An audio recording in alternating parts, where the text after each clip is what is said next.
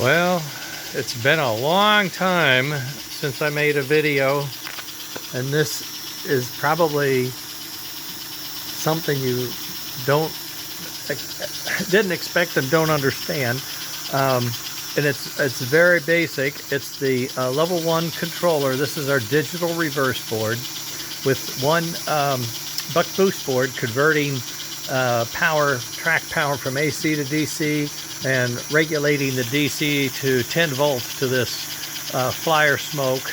And you can see it's smoking with the piston and has the chuff and puff and all that good stuff. But you got some stuff over here and some stuff here, and that doesn't look right, and I'll get to that. So what I'm doing is I'm coming off of my old trusty 4B, which has served me well, to the track, AC power to the track. I'm coming up to this guy here, and he's converting that AC to DC, and he's feeding it out to this board and to this board. This board is the board that we've designed. We refactored the old 0103 digital reverse. It works, and we're using it for this particular Mule. This is a Mule. This is a test engine. It's not something that I'm going to sell or give away or make again. It's just a test, okay? So this is some old stuff on a chassis. We got all-wheel pickup on the chassis. That's one of the things that we wanted to make sure we added to the test. But we have also our DC fields in the motor. So you got a DC converted motor, all-wheel pickup, digital reverse, and a volt regulator for the smoke. And we've got the smoke flyer vintage smoke working. Now what's happened to the front truck is we're going to mount the front truck off of this adapter plate. We're not going to mount it up in the shell of the engine, because this isn't going to get an American Flyer engine shell. It's going to get a new shell. What we're going to do is create a small version of the Royal Blue. We want to create a mini Royal Blue, and I've started calling it Baby Blue. So it's going to be a streamlined engine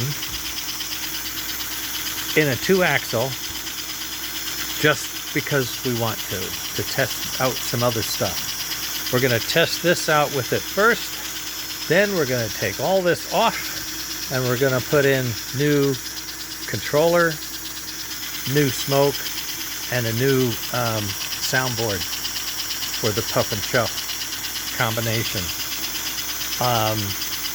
And then we'll put that Baby Blue body back on it, and then that'll be the second Mule, Baby Blue Mule 2, okay? And our objective, of course, is to build up to a real Royal Blue with 3 axles, and I'm thinking about a Mega Blue with 4 axles, because we're finding these chassis modifications I can make on my 3D printed chassis are going to allow us to create bodies, or get bodies from other people that know how to create them. But we are going to have a platform of engines, 2, 3, and 4 axle, maybe 5, maybe 2x2, 4x4, 3x3 axles, assemblies, chassis assemblies, and tenders with control, remote control with that ESP32 with the NOW communication, the radio signal, 6/8 bits between the engine and the handheld. So all I'm doing now is stepping into the modifications to the chassis that I need to make, and this is the first step, Mule 1. I'm doing a lot of other stuff, which is way over there, and I'll try to get some video on what that is for you too, later. Not tonight. I'm already past, as you know how it is, right? So this is our DC motor, the DC converted motor with a DC reverse unit running off of an AC transformer with the vintage Flyer smoke and the vintage armature and brushes. The only thing I've changed so far is the front truck. This is a 3D printed front truck on a 3D printed bracket It's not going to be part of the shell hanging down. The shell is going to be virtually empty. It's going to be a hallway. It's going to be a ballroom. Oh God, I shouldn't have used that. It's going to be a ballroom. And we're going to cram it full of electronics and everything else we want to do as we go forward. So, all-wheel pickup,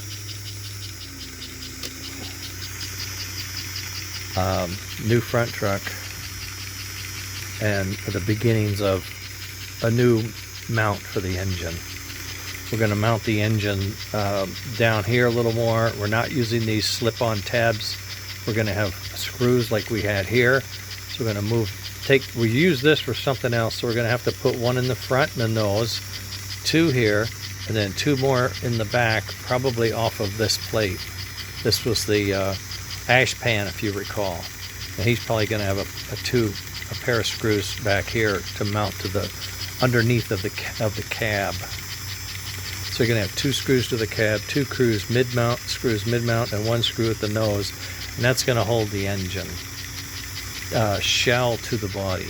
Shell's going to be 3D printed plastic. It's going to be very strong. It's not going to weigh very much. We can maybe line it with some lead or something, but it's not going to weigh very much, but it is going to be strong.